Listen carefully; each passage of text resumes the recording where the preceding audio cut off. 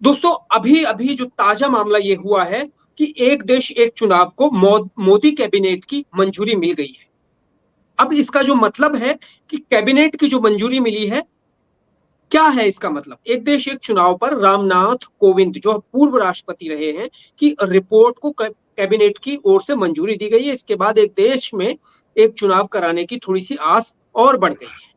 एक देश एक चुनाव पर मोदी सरकार ने मुहर लगा दी है। बुधवार को मोदी कैबिनेट ने देश में सभी चुनाव एक साथ करवाने के लिए बनी रामनाथ कोविंद कमेटी की रिपोर्ट के पास कर दिया है। इसके बाद देश में एक देश एक चुनाव की राह से सस्पेंस दूर हो गया है। पिछले दिनों गृह मंत्री अमित शाह ने भी साफ किया था कि मोदी सरकार इसी कार्यकाल में देश का सबसे बड़ा चुनाव सुधार लागू कर देगी। मोदी सरकार ने अपने पिछले कार्यकाल में वन नेशन वन इलेक्शन पर पूर्व राष्ट्रपति रामनाथ कोविंद की अध्यक्षता में एक समिति बनाई थी। रामनाथ कोविंद कमेटी की जिम्मेदारी दी गई थी कि वह देश में एक साथ एक चुनाव करवाने की संभावनाओं पर रिपोर्ट दें।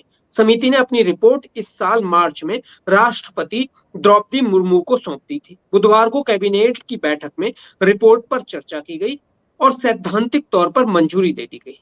अभिषेक जी, सबसे पहला यही है कि कैसे देखते हैं ये मोदी कैबिनेट की मंजूरी को आप? ये बहुत ही स्वागत योग्य कदम है। बहुप्रतीक्षित सुधार की जरूरत थी। भारत अपनी आजादी के बाद से 15 सालों तक एक देश एक चुनाव की प्रक्रिया में रहा है। भारत के पास ये अनुभव है कि वो एक देश एक चुनाव करा सकता है, जिसमें लोकसभा के चुनाव और सभी राज्यों के चुनाव शामिल होंगे, जिसमें विधान परिषद और राज्यसभा के चुनाव शामिल नहीं होंगे। ये आपके दर्शकों को स्पष्ट कर देना जरूरी है। अब बात आती है इसमें कि जो आज रामनाथ कोविंद कमेटी की रिपोर्ट को कैबिनेट ने पास किया, अब इसका अगला स्टेज ये आएगा कि इसे वो संसद में लेकर जाएंगे। तो जाहिर सी बात है कि जदयू के समर्थन के बाद ये लोकसभा में बहुत आसानी से पारित हो जाएगा और विधान राज्यसभा में भी जब इसे पारित करने की जरूरत होगी, मुझे पूरा विश्वास है कि जो प्रगतिशील सुधारवादी सोच के राजनीतिक दल हैं वो जरूर इस बिल का समर्थन करेंगे और ये एक देश एक चुनाव की जो बहुप्रतीक्षित हमारा एक स्वप्न था वो आज पूरा होने जा रहा है। मैं व्यक्तिगत रूप से बहुत खुश हूं। मैं आपके दर्शकों को और पूरे देश को इसके लिए बधाई देता हूं कि सबने एक सुर में इस सुधार के लिए हमेशा एक आवाज उठाई और आज वो रियलिटी, आज वो सच्चाई बनने जा रही है। बिल्कुल बिल्कुल। देखिए, अभी जो कमेटी है उसने क्या क्या सिफारिशें की हैं वो भी आपको थोड़ा सा बता देते हैं। पहले चरण में लोकसभा के साथ सभी राज्यों के विधानसभा चुनाव हों। दूसरे चरण में लोकसभा विधानसभा के साथ स्थानीय निकाय चुनाव हों। पूरे देश में सभी चुनावों के लिए एक ही मतदाता सूची होनी चाहिए। सभी के लिए वोटर आईडी कार्ड भी एक जैसा ही होना चाहिए। तो अभिषेक जी, जो सिफारिशें की हैं, ये मानना नहीं मानना तो अभी आगे की बात है, लेकिन उन्होंने जो सिफारिश की है, हो सकता है इसमें अभी थोड़ा सा समय लगे कि एक ही तरह का वोटर आईडी कार्ड या जो भी बनाने का है, लेकिन अभी जनसंख्या जो हमारी आंकड़ों की बात की आ रही है उसको भी इसके साथ कर लिया जा सकता है, ये तमाम चीजों को। देखिए, इसमें मैं अंतिम बिंदु से शुरू करूंगा। वोटर आईडी कार्ड एक जैसे ही होते हैं, अभी भी एक ही जैसे हैं, अलग अलग नहीं है लोकसभा विधानसभा या स्थानीय निकाय के लिए। दूसरी बात यह आती है कि लोकसभा और विधानसभा के चुनाव केंद्रीय चुनाव आयोग कराते हैं, तो उसमें कोई आपत्ति नहीं आएगी।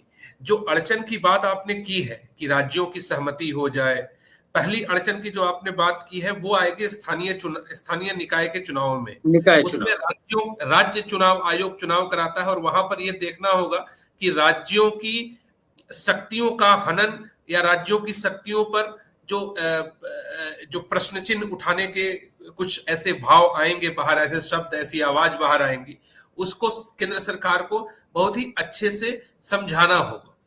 दूसरी बात जो आपने कही जनगणना की, तो कल ही भारत के गृह मंत्री अमित शाह ने कहा कि जल्द ही जनगणना होगी और जनगणना आवश्यक है निर्वाचन कार्ड बनाने से पहले। तो जनगणना होनी ही चाहिए और निर्वाचन कार्ड एक जैसा है उसको और पुख्ता और वेरीफाइड करना चाहिए, ताकि जो भी नागरिक हैं, नागरिक जब मैं कह रहा हूं तो उसमें लीगैलिटी सारी शामिल हो जाती है। जो नागरिक है वो कोई छूटे ना, और जो गैर नागरिक हैं, जो इलीगल इमिग्रेंट्स हैं, वो इसमें शामिल होकर के अननेसेसरी किसी भी राजनीतिक दल को लाभ पहुंचाने का प्रयास न करें। ये आपने बहुत बड़ा सवाल उठाया है। हमारे यहाँ कहा जाता है कि हमारे यहाँ कुछ लोग कहते हैं 6 करोड़ हैं, कुछ लोग कहते हैं 10 करोड़ हैं विदेशी घुसपैठिए।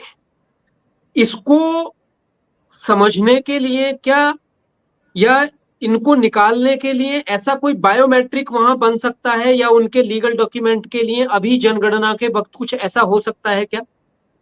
बिल्कुल, जनगणना के वक्त हो सकता है। और जो लोकल एडमिनिस्ट्रेशन है, लोकल एडमिनिस्ट्रेशन के पास आपके कई पुस्तों की जानकारी होती है, आपके जानकारी यहाँ होती है। वो डिटेलिंग होती है, ग्राम पंचायत के पास डिटेलिंग होती है। तो ऐसा कहीं नहीं है कि कोई जो इलीगल इमिग्रेंट्स हैं, जो गैर कानूनी तरीके से भारत में घुस आए हैं और रह रहे हैं, वो उन्हें चिन्हित नहीं किया जा सकता। उन्हें बिल्कुल चिन्हित किया जा सकता है। इसमें ग्राम पंचायत, लोकल एडमिनिस्ट्रेशन और डिस्ट्रिक्ट एडमिनिस्ट्रेशन को मिलकर के काम करना होगा और ईमानदारी से काम करना होगा। तो ये जो हमारे भारत के रिसोर्सेज जो नागरिकों को मिलने चाहिए, जो लीगल सिटीजन है उनको मिलने चाहिए, उस पे कब्जा इलीगल इमिग्रेंट्स का है। और वो भारत के लिए सिर्फ इकोनॉमिक रिसोर्सेज पे खतरा नहीं है, वो भारत की सुरक्षा दृष्टि से भी खतरा है। और जब इलेक्शन होंगे तो वो भारत के डेमोक्रेटिक प्रोसेस को भी मैनिपुलेट करने की कोशिश कर सकते हैं, जो किसी के भी हित में नहीं है। तो राजनीतिक दलों को, लोकल प्रशासन को ईमानदारी से डिटेक्ट करके और डिपोर्ट करना चाहिए। वाकई आपने बहुत अच्छी बात कही, लेकिन हमारे यहाँ डेमोक्रेटिक एक तंत्र के लिए जो राजनीतिक दल हैं, वो इन लोगों का यूज कर रहे हैं अपनी राजनीति के लिए। चाहे वो हरियाणा हो, या वो दिल्ली हो, या वो यूपी के कुछ जगह हो, चाहे वो कोलकाता हो, पूरा पश्चिमी बंगाल, असम, वहां हर जगह, और चाहे हैदराबाद हो और गुजरात के भी कुछ हिस्सों में, वहां कुछ लोगों ने, जो स्थानीय लोग हैं, खास करके जो वहां के एमएलए या स्थानीय निकाय चुनावों के जो लोग हैं, उन्होंने इनको समर्थन देकर वहां पहुंचाया हुआ है। अब आते हैं अभिषेक जी अपने वन इलेक्शन और वन नेशन पर, कि आखिर फायदा क्या होगा इससे? फायदा तो बहुत सारी बातें हैं, हमने कई बार आपके साथ चर्चा में सामने लाई है। सबसे बिल्कुल। पहला तो फायदा है कि इफेक्टिव एडमिनिस्ट्रेशन हमें देखने को मिलेगा, जो बार बार डिरेल होता है। कभी विधानसभा चुनाव के 3 महीना पहले, 2 महीना पहले, कभी लोकसभा चुनाव के 2 महीना 3 महीना पहले, कभी नगर निकाय के 2 महीना 3 महीना पहले, और कभी स्थानीय निकाय के लाइक ग्राम पंचायत के 2 महीना 3 महीना पहले। तो इफेक्टिव एडमिनिस्ट्रेशन, डिलीवरी प्रोसेस और फास्ट होगी, जो एक हर्डल आती है वो चीजें ठीक होंगी। तो हमें जो जनता को जो सबसे ज्यादा फायदा होगा वो होगा कि delivery on time, effective administration, और बार बार चुनावों में जाकर के, जैसे हमारे जो माइग्रेंट वर्कर्स हैं या जो नौकरी पेशा लोग हैं, जो अपने मूल स्थान को छोड़ करके दूसरे स्थान पर आते हैं नौकरी करने, और प्रॉपर डॉक्यूमेंट नहीं होने के कारण, या स्टूडेंट्स हैं, बड़ी संख्या में स्टूडेंट्स हैं जो प्रॉपर डॉक्यूमेंट नहीं होने के कारण वहां के वोटर आईडी कार्ड नहीं बना पाते हैं, उन्हें वापस जाकर के वोटिंग पार्टिसिपेशन का हिस्सा बनना पड़ता है। इसमें क्या होती है कि हमारी वोटिंग परसेंटेज लो दिखती है हमेशा। हम कभी 60%, 67%, 70% क्रॉस नहीं कर पाते। जब एक बार चुनाव होगी 5 साल में, तो एक उत्साहपूर्ण तरीके से सभी जो नागरिक हैं वो चुनावी प्रक्रिया में भाग लेंगे। इससे ये फायदा होगा कि हमारी डेमोक्रेसी और मजबूत होगी, हमारा लोकतंत्र में और भरोसा बढ़ेगा। अभी क्या होता है, एक सामान्य इंसान के लिए कि उसने लोकसभा में वोट डाली, फिर 6 महीने बाद विधानसभा के चुनाव जैसे अभी झारखंड में आ रहे हैं, अब वो बार बार अपने नौकरी पेशा या अपने पढ़ाई के यूनिवर्सिटी के स्थान को, कॉलेज के स्थान को छोड़ के बार बार वोट देने तो नहीं जाएंगे, क्योंकि उनकी पढ़ाई, उनकी नौकरी डिस्टर्ब हो रही है इस कारण से। अगर एक बार होगी तो वोटिंग पार्टिसिपेशन बहुत बढ़ेगा, इससे लोकतंत्र हमारा मजबूत होगा।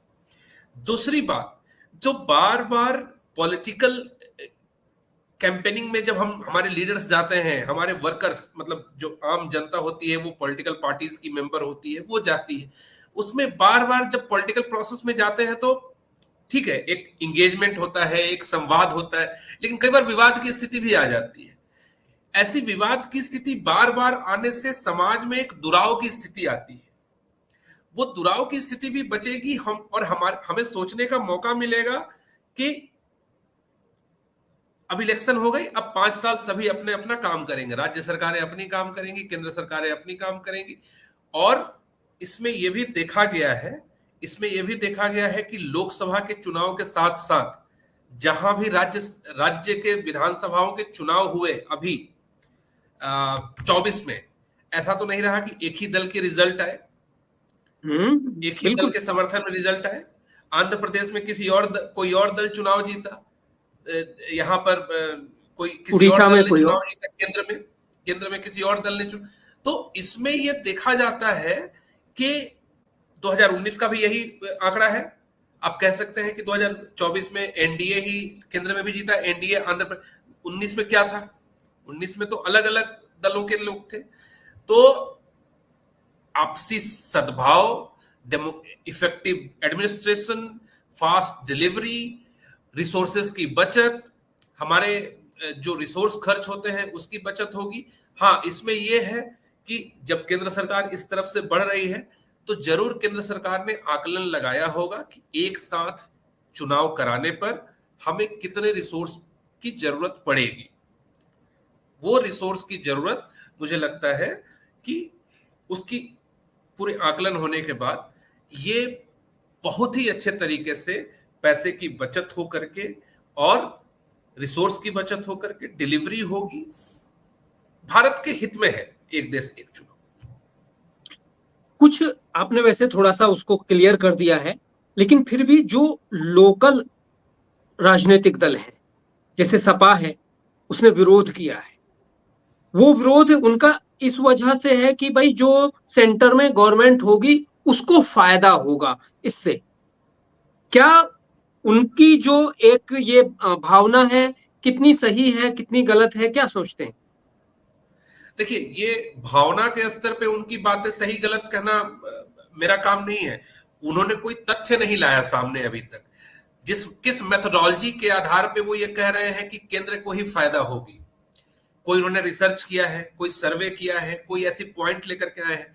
अब कहने के लिए बयान देना है तो राजनीतिक दल बयान देते रहते हैं, वो बयान देते हैं, लेकिन इस बयानबाजी को तब तक सच नहीं मान सकता मैं जब तक इसके पीछे कोई रिसर्च ना हो, सर्वे ना हो, तथ्य ना हो।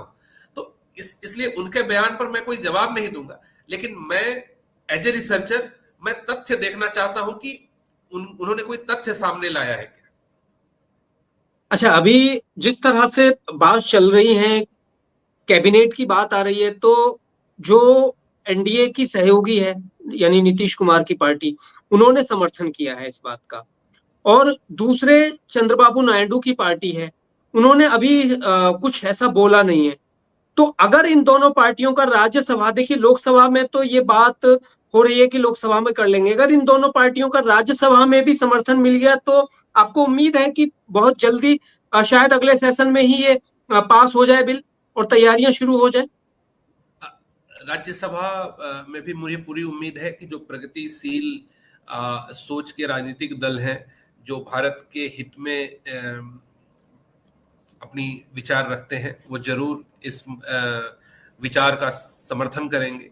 और 2029 में मुझे लगता है कि इसको पूरी तरह से पटरी पे लाने में कुछ समय लगेगा। 2029 तो एक समय है, कुछ राज्यों के चुनाव पहले कराने पड़ेंगे, कुछ राज्यों के चुनाव बाद में कराने पड़ेंगे। मुझे लगता है कि 2024 है, 2034 हमें 10 साल का समय देना चाहिए सरकार को इस पूरे प्रक्रिया को पटरी में लाने पर। तो मुझे लगता है 2029 तक तो मुझे उम्मीद है कि मैक्सिमम राज्य और केंद्र के चुनाव एक साथ होंगे, लेकिन 2034 में पूर्णतया 100% राज्य के विधानसभा चुनाव और लोकसभा चुनाव एक साथ सिंक्रनाइज हो जाएंगे। अभी सबसे बड़ी जो समस्या आएगी, मुझे ऐसा लग रहा है कि जैसे संसाधनों की आपने बात की, तो कहीं आपको लग रहा है कि आप थोड़ा सा और इस तरह से बताइए कि हमारे पास क्या संसाधनों के प्रयोग, हमारे पास यह संसाधन इतने हैं कि हम आसानी से चुनाव एक साथ देश में करा सकते हैं? आपने अच्छा सवाल किया। इसमें देखिए, जो पुलिस फोर्स लगती है लोकसभा चुनाव के लिए, उतने ही पोलिंग बूथ होंगे। बस ये होगा कि हमें एक्स्ट्रा ईवीएम मशीन चाहिए होगी, एक्स्ट्रा ईवीएम मशीन चाहिए होगी। उसका खर्चा बताया है केंद्रीय निर्वाचन आयोग से। एक बार ऐसी सवाल हुई थी, चुनाव उन्होंने आयोग ने बताया, बिल्कुल बताया था कि कितना खर्च इस पे लगने वाला। वो आंकड़े भी मुझे याद नहीं आ रहे हैं। तो चुनाव आयोग ने इसको विस्तार से बताया है कि ये कितना खर्चा पहली बार पड़ेगा। लेकिन जब हम इस फेज को लगातार 3 बार 4 बार, मतलब अगले 20-25 सालों तक जब ले जाएंगे, तो अभी जो खर्चा हमारा हो रहा है राज्य विधानसभा चुनाव और केंद्रीय चुनाव कराने में, वो लगभग आधे से भी कम हो जाएगा। तो हम ये बहुत ही फायदे का सौदा है। आर्थिक दृष्टि से, राजनीतिक दृष्टि से सद्भाव और स्थिरता आएगी, और प्रशासनिक दृष्टि से इफेक्टिवनेस और डिलीवरी सिस्टम और स्ट्रांग होगा। तो इन तीनों स्तरों पे हमें पूरी तरीके से एक देश एक चुनाव सकारात्मक रूप से देश को आगे बढ़ाने वाला प्रतीत होता है। अच्छा, एक ये भी है अभिषेक जी, जब हम राजनीतिक इच्छा शक्ति की बात करते हैं, तो देश में और भी राजनीतिक दल रहे 70-75 सालों में। क्या दूसरे राजनीतिक दल जो अभी कुछ तो चुप हैं बेचारे, वो विरोध भी नहीं कर पा रहे हैं और वो समर्थन भी नहीं कर पा रहे हैं, क्या वो नहीं ला सकते थे इसको जो मोदी गवर्नमेंट ने किया है? ये तो बड़ा अच्छा सवाल है कि ब्लैक इकोनॉमी पे कार्रवाई तो पहले की सरकारें भी कर सकती थी। मोदी सरकार ने ही डिमोनेटाइजेशन क्यों लेकर के आई? जबकि आप पढ़ेंगे पुरानी किताबों में तो भारत के बहुत बड़े बड़े अर्थशास्त्रियों ने यह सुझाव बहुत पहले दिया था। दूसरी बात कि बड़े नोट करप्शन के कारण बनते हैं। मोदी सरकार ने 2000 के नोट बंद किए बाद में चल के, अब सिर्फ सबसे बड़े नोट 500 के नोट हैं। दूसरी अगली बात कि टैक्स सुधार बहुत लोग कर सकते थे, वो नहीं किया। देखिए क्या बात होती है कि राजनीतिक इच्छा शक्ति और रिस्क टेकिंग कैपेबिलिटी, ये लीडरशिप की क्वालिटी होती है। वो भी तब जब केंद्र में भाजपा की पूर्ण बहुमत, अकेले पूर्ण बहुमत की सरकार नहीं है, तब भी प्रधानमंत्री ने ये निर्णय, इस निर्णय की तरफ कदम बढ़ाया है। तो ये उनकी मजबूत इच्छा शक्ति, मजबूत राजनीतिक इच्छा शक्ति को दर्शाता है कि उन्हें पूरी उम्मीद है अपने सहयोगी दलों पे और अन्य राजनीतिक दलों पे कि भारत के हित में वो इसके पक्ष में निर्णय लेंगे। जब प्रधानमंत्री ने इसकी घोषणा की थी, तब भी बहुत सारे राजनीतिक दलों ने विरोध जताया था। इवन राष्ट्रीय दल के, जो राष्ट्रीय दल कहे जाते हैं, उन्होंने भी विरोध जताया था। लेकिन वो राष्ट्रीय दल भूल जाते हैं कि जब वो सत्ता में थे 1952 से 1967 तक, उन्होंने ही एक देश एक चुनाव कराया है। तो उनके पास तो ज्यादा अनुभव है एक देश एक चुनाव कराने का, और उसके वो कोई तर्कपूर्ण तथ्य सामने नहीं ला रहे हैं कि ये एक देश एक चुनाव होने से क्या नुकसान होने वाले हैं देश में। क्या रीजनल एस्पिरेशन पीछे हट जाएगा? मुझे ऐसा नहीं लगता है, क्योंकि भारतीय मतदाता जितना जागरूक है, उसकी जागरूकता पे प्रश्न चिन्ह उठाना ही राजनीतिक दलों के लिए मुश्किल हो जाएगी आगे चल के। जो भी जिन्होंने भी मतदाताओं के पॉलिटिकल अवेयरनेस पे क्वेश्चन उठाया।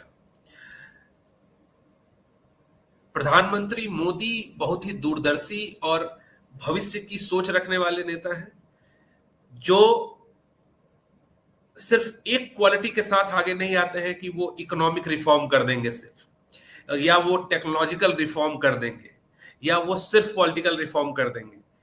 वो पिछले 10-11 सालों से, या उनकी पूरी राजनीतिक इतिहास देखा जाए तो 20-22 सालों से, 24 सालों से, वो हर क्षेत्र में भारत में सुधार के प्रतीक है।